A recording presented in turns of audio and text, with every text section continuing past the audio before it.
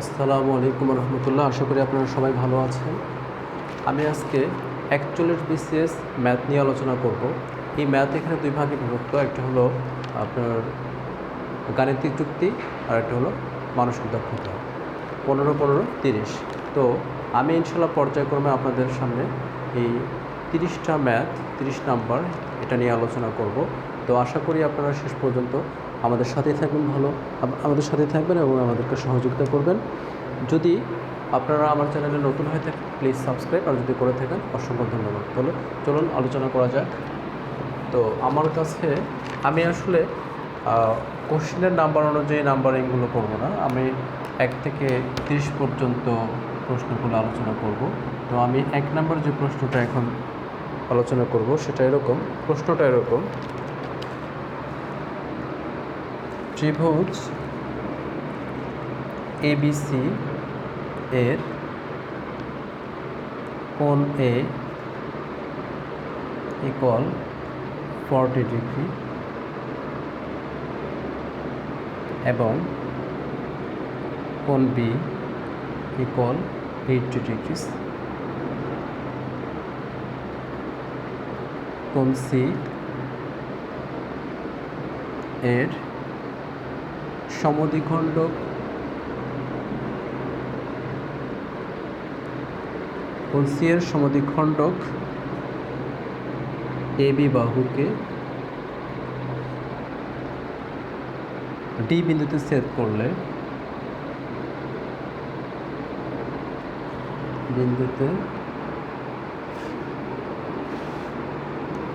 করলে কোণ CDA সমান কত? এই প্রশ্নটা আমরা ইনশাল্লাহ সলভ করবো এখন। তো চিত্রটা প্রথমেই এঁকে নেই।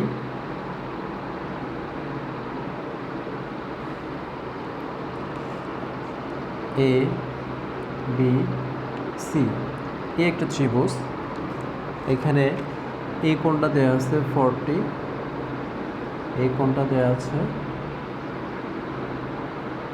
80 ডিগ্রি, আর C এর সমদ্বিখণ্ডক AB বাহুকে D বিন্দুতে। তাহলে এটার আনুমানিক মধ্যবিন্দু আমরা ধরি এটা,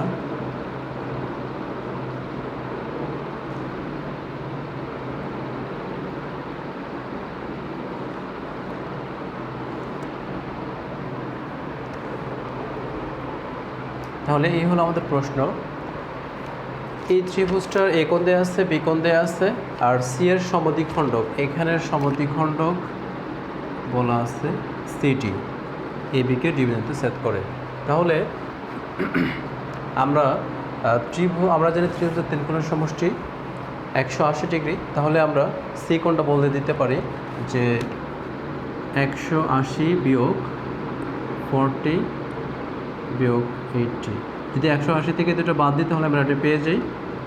তাহলে 180 বিয়োগ 120, 120, তাহলে এটা বাদ দিলে 180 থেকে 120 গেলে 60 ডিগ্রি। তাহলে এটা হবে 30, এটা হবে 30। আচ্ছা, আমাদের কাছে জানতে চাওয়া হচ্ছে CDA এই কোণটা সমান কত? CDA সমান কত? তাহলে আবারও আমরা দেখলাম এখানে একটা ত্রিভুজ উৎপন্ন হয়েছে CAD। এই ত্রিভুজটার মধ্যে দুটি কোণ জানি, তাহলে এটা কোণ অবশ্যই আমরা বের করতে পাবো। তাহলে আমরা জানি কোণ ত্রিভুজ, আমরা জানি ত্রিভুজ ACDA। আমাদের এখানে আমরা জানি কোণ A প্লাস কোণ C প্লাস কোণ D ইকুয়াল 180 ডিগ্রি। তো আমরা এখান থেকে চিত্র থেকে দেখতে পাচ্ছি এর মান দেওয়া আছে 40, সির মান দেওয়া আছে 30, আর D এর মান বের করতে হবে। তাহলে কোণ D ইকুয়াল 180 মাইনাস এটা যোগ করলে হবে 70। তাহলে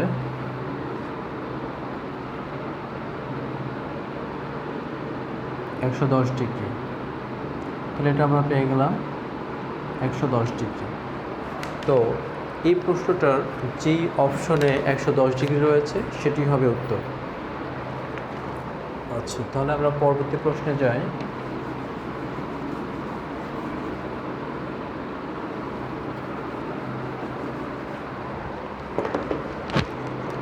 পরবর্তী আমি এখানে 2 নাম্বার করছি, এটাকে 2 নাম্বার দিচ্ছি সিরিয়ালে। এখানে দেওয়া আছে বিষয়টা হলো, কোশ্চেনটা হলো এরকম, এক্স প্লাস 2⁻1/3 প্লাস 2⁻2/3 ইকুয়াল 0 হলে x³ প্লাস 6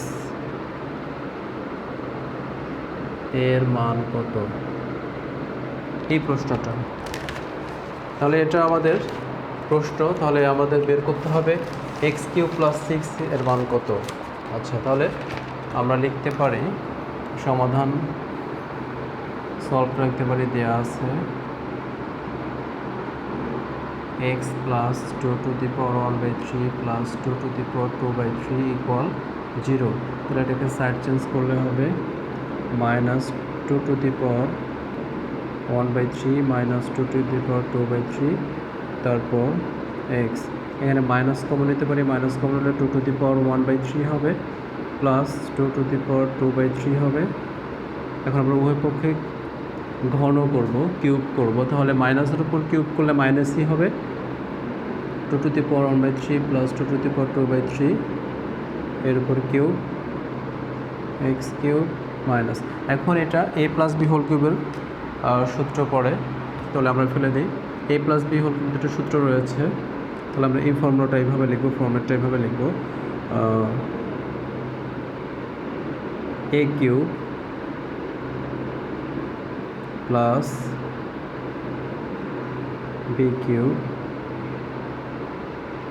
মাইনাসটা বাইরে থাকলো, a³ plus b³ plus 3ab into a plus B. আচ্ছা, এটাকে আমরা 1 নম্বর সমীকরণ করে রাখছি, কাজে লাগবে। তাহলে এটা আসে 2, এটা আসে 2² প্লাস 3, এটা পাওয়ারগুলো যোগ করে দিলে হবে 3, 1 প্লাস 2, তারপর এই মানটা 1 নাম্বার থেকে বসাতে পারে, এই যেটার মান মাইনাসটাকে এদিকে দিলে মাইনাস এক্স হয়, মাইনাস এক্স 1 নং হতে মানটা বসিয়েছি, আর এটা এরকম থাকলো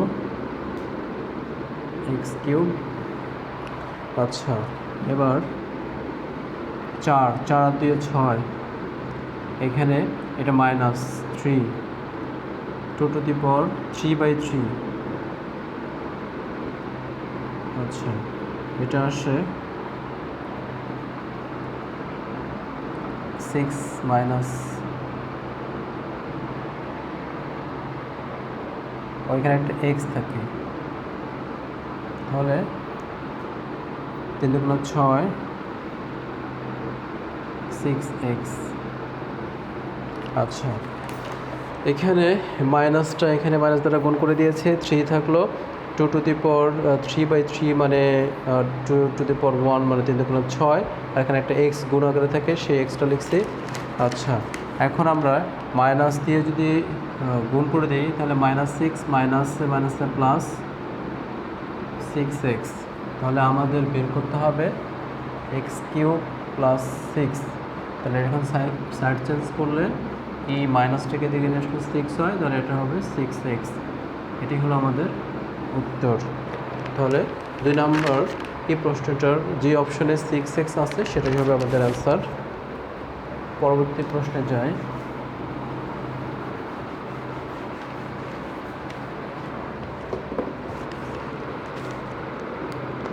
আমার হাতে যে প্রশ্নটা রয়েছে এখানে, এটা এরকম যে 5⁴x plus 8 into 5⁴x plus 16 into 5⁴x equal 1 এত হলে এত হলে এক্স এর মান কত, এক্স এর মান কত। তাহলে আমরা এটা সলভ করতে পারি এভাবে, দেয়া আছে 5 to the power x plus 8 into 5 to the power x plus 16 into 5 to the power x equal 1। আচ্ছা, তাহলে এখন যদি সবগুলো যোগ করি, মানে 8টা 5 to the power x রয়েছে, এখানে 16টা রয়েছে, আর এখানে একটা আছে, সবগুলো যোগ করলে 8, 8 আর 9, 9 আর 16 25। তাহলে 25টি 5 to the power x রয়েছে। তারপর 25কে আমরা ভেঙে লিখতে পারি 5 স্কোয়ার, আর তারপর 5 to the power x equal 1। তাহলে দুটোর বেজ একই রকম, তাই 5 নিলাম, আর যোগ করে দেবে, পাওয়ারগুলো যোগ করে দিতে হবে 2 + x equal 1। তাহলে আমরা এটাকে দুই পক্ষের বেসটাকে সমান করার জন্য আমরা এখানে যেহেতু 5 রয়েছে, এখানে 5 দেবো, এখানে একটা 0 দিব। আমরা জানি কোনো কিছুর পাওয়ার যদি 0 হয় সেটার মান 1, তাহলে 5 to the power 0 মানে 1। তাহলে দুই পাশের বেস একই রকম ক্যান্সেল, আর এখানে আমরা পাবো বেসগুলো বাদ দিলে 2 + x equal 0 পাবো। তাহলে x এর ভ্যালু -2, এই হলো আমাদের আনসার। আচ্ছা, পরবর্তী আর একটা প্রশ্ন লিখব।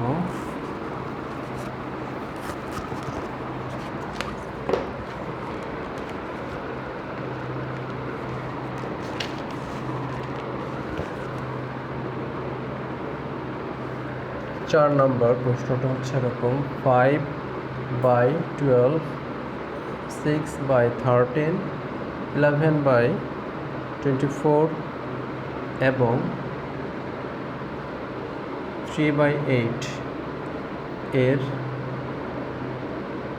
মধ্যে বড় ভগ্নাংশটি কত?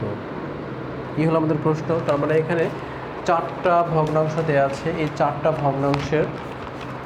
ভগ্নাংশের মধ্যে সবচেয়ে বড়, এখানে 4টি ভগ্নাংশ দেওয়া আছে, এই 4টি ভগ্নাংশের মধ্যে সবচেয়ে বড় কোনটা সেটা বের করতে হবে।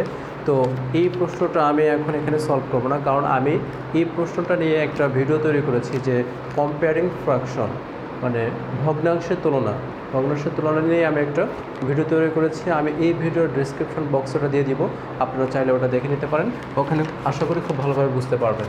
তাহলে এটার অ্যান্সার আসবে আপনার 6/13। 4 নম্বরে যেখানে এই প্রশ্নটা যেখানে 6/13 রয়েছে সেটা অ্যান্সার করে দেবেন, সেটা অ্যান্সার হবে। আর এটার যে সমাধান, এটার সমাধানের ভিডিওটা আমি আপনাদের এই ভিডিওতে ডেসক্রিপশনে দিয়ে দিব। আচ্ছা, এর পরের প্রশ্নটা দেখি।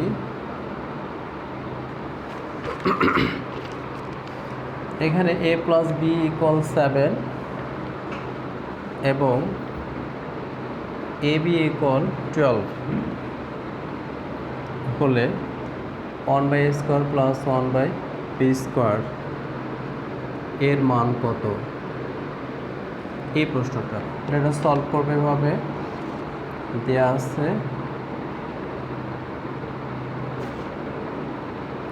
a + b = 7 and ab = 12। অতএব এইটার মান বের করতে হবে 1/a² + 1/b²। তাহলে এটাকে যদি আমরা লসাগু করি তাহলে কত পাবো? লসাগু করলে পাবো a², নিচে a² b² পাবো। এটাকে ভাগ করলে এটাকে a² দ্বারা এটাকে ভাগ করলে b² থাকে, অবশ্যই b² + a² পাই। এখন a² + b² সাজিয়ে লিখি a² b²। এখন এটাকে আমরা সূত্র ফেলবো, এটাকে আসলে সূত্র বলতে আমরা অনুসিদ্ধান্ত ব্যবহার করব। a² + b² দুটি অনুসিদ্ধান্ত আছে, তার মধ্যে যেখানে a + b রয়েছে, কারণ এখানে আমাদের ভ্যালু দেওয়া আছে a + b, a+b-র আমরা সূত্রটা ব্যবহার করবো, যে এরকম a² + b²। একটু দুটি ফর্মুলা রয়েছে, a + b² - 2ab or a - b² + 2ab। অনেক সময় ওটা কনফিউজড অনেক হয়ে যায় কোনটা ফেলবো। আসলে এখানে আমরা দেখব কোনটার ভ্যালু দেওয়া আছে, যেহেতু আমাদের এখানে প্লাসের ভ্যালুটা দেওয়া আছে, তাহলে অবশ্যই এই ফর্মুলাটা আমরা ব্যবহার করবো। তাহলে এখানে আমরা লিখতে পারি A plus B whole square minus two A B, আর এখানে এ বির উপর স্কোয়ার করে দিতে পারি। এটার মান দেওয়া হচ্ছে 7, তার উপর স্কোয়ার 2 ইন্টু এটার মান দেওয়া হচ্ছে 12 আর 12 স্কোয়ার। এরপর 7 7 49, 12 2 24, 144, 12 12 144, তাহলে এটা বিয়োগ করলে কত হবে? 5 2 144, তাহলে এটাই আমাদের উত্তর। তাহলে যেখানে যে অপশনে 25/144 দেওয়া আছে সেটা হবে উত্তর।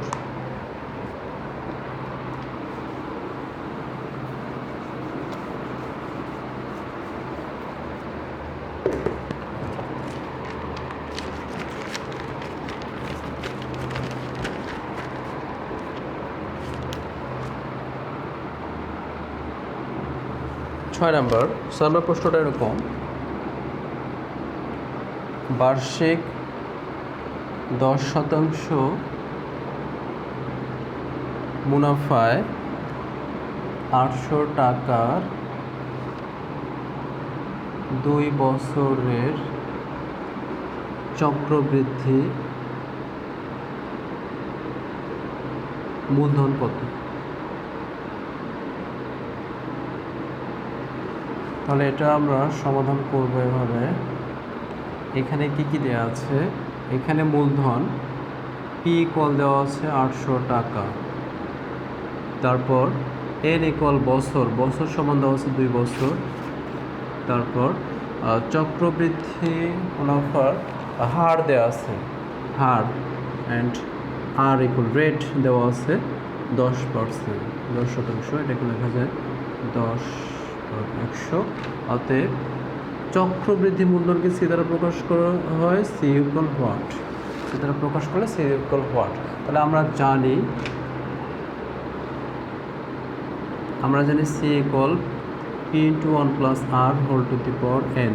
তাহলে এখন পি এর মান হলো 800, তারপর 1, আর এর মান হলো 10%, মানে হলো 10/100, এর মান 2। তাহলে আমরা এটাকে কাটাকাটি করলে পাবো 1/10, 2, 800, এটাকে যোগ করে দিলে 10, 2, 11/10 স্কোয়ার। তাহলে এটাকে আমরা 2 বার লিখতে পারি, 11/10 ইন্টু 11/10। এই 0 0, এই 0 0 কেটে গেল। তাহলে 8 ইন্টু 11 11 গুণ করলে 121 হবে। তাহলে এখন এটাকে গুণ করে দিই, 8 8কে 8, তারপর 8 দুগুণা 16, 6 হাতে থাকলো 1, 8কে 8 আর 1 9, তাহলে 968 টাকা। যেখানে 968 রয়েছে সেটা অ্যান্সার হবে। এরপরের যে ম্যাথটা রয়েছে আমার হাতে, যেটা রয়েছে এরকম: লগ 2 এর বেজ হলো 2 ভিত্তিক লগ, এখানে রুট ই আছে, আবার এখানে এ স্কোয়ার আছে ইকুয়াল হোয়াট? এটা। তাহলে আমরা লিখবো সলিউশনটা লগ 2 লগ রুট ই স্কোয়ার। তাহলে লগ 2, আমরা এটাকে বেজ আর এই নাম্বারটা সমান করার জন্য এখানে আমরা একটা রুট দিয়ে দিব, ই নিব, আর এখানে তাহলে 4 দিব, 4। তাহলে 4, এখানে একটা 2 বের করলে রুট আর 2টা ক্যান্সেল হয়ে যাবে, আর একটা 2 থেকে যায়, স্কোয়ার থেকে যায়। তাহলে আমরা এটাকে লিখতে পারি 2, এই 4টাকে, পাওয়ারটাকে আমরা এখানে লিখতে পারি 4 লগ রুট ই। আমরা জানি যে লগারিদমের ফর্মুলা অনুযায়ী আমরা জানি এই যে এটার মান হচ্ছে 1, যেহেতু আমরা জানি লগ এ ইকুয়াল 1, এই সূত্র ব্যবহার করে এখানে এটা হয় 2। 4কে আবার আমরা ভাঙতে পারি এরকম, আবার পাওয়ারটা সামনে চলে আসবে, তাহলে হবে লগ 2 লগ 2, তাহলে হবে 2 ইন্টু 1 ইকুয়াল 2। তাহলে এটার অ্যান্সার হলো আমাদের 2। যেই অপশানে 2 আছে সেটা অ্যান্সার করে দিতে হবে।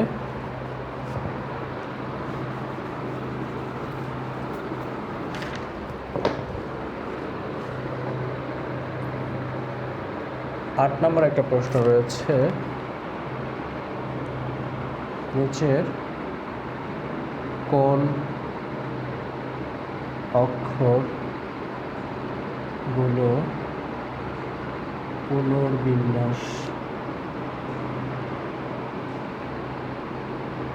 করে একটি অর্থবোধক শব্দ তৈরি করা যাবে?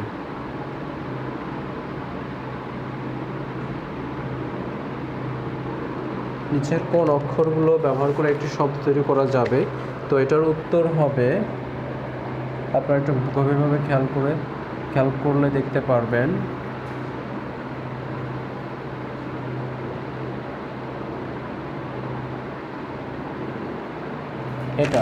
এটাকে আমরা যদি সাজিয়ে লিখি তাহলে লিখতে পারবো অহোরাত্র।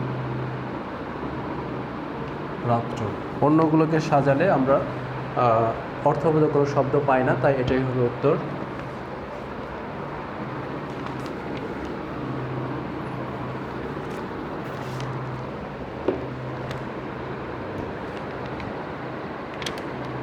নয় নম্বর, রিলেশনের আয়না প্রতিবিম্ব কোনটি? রিলেশন,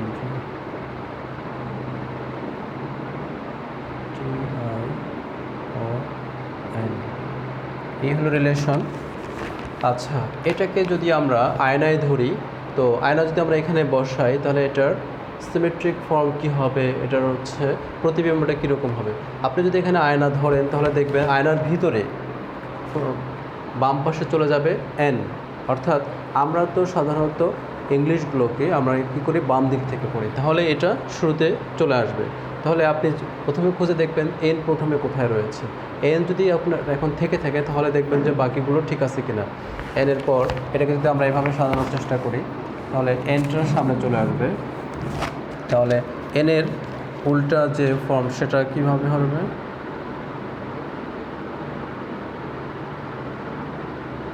এন,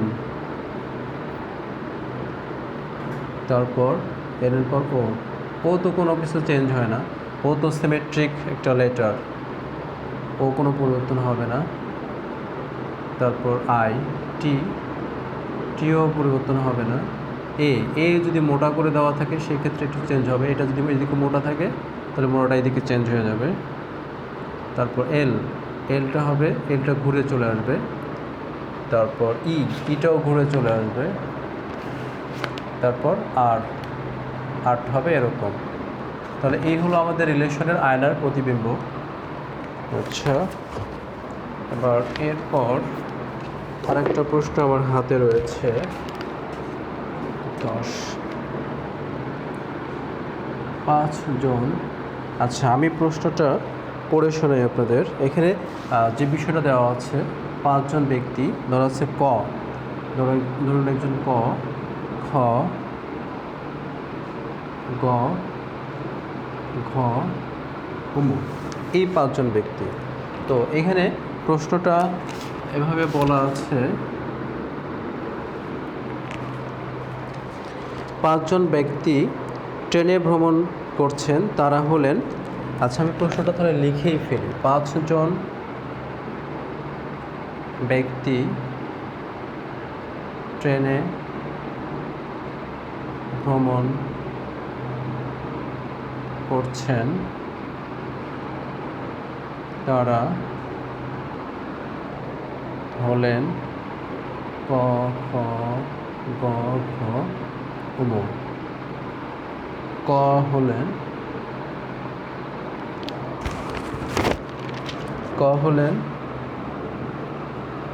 গ এর মা, গ আবার ঙ এর স্ত্রী। ঘ হলেন